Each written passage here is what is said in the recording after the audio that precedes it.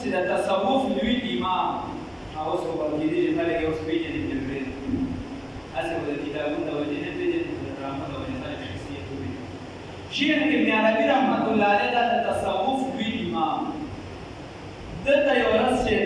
شیطان ولا شکل ګرار دی ابن عربي رحمت الله علیه ته وی د خپل کتابونو لیکلي او دومره دقیق پکې تللی چې ځنې وخت کتابونه ډېر اعتراضات نشته دته وایي چې تا د خدای پاک زما متعلق د رحمت فیصله شته که نه په ما یې رحمت کړی دی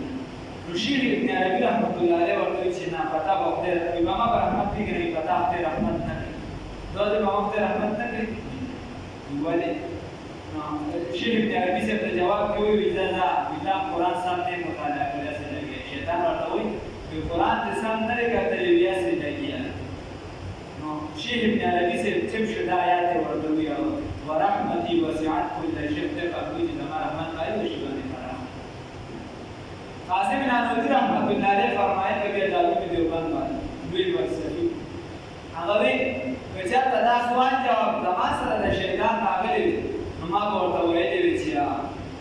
ته په چې د دې رحمت نه لري ساتي ته د دې رحمت نه لري ساتي ځکه چې ته دې رحمت والا چترې ته راغلی نه ځان د چترې نه بار ساتي نو خدای پاک چې څوک د چترې نه رادن نشي پایي باندې رحمت دې تعالی په دې نه لري ساتي او هغه باندې حکیم الامت شاه شبلی تامي رحمه الله کدای ما سره د مکالمه شوی ما ورته ویل چې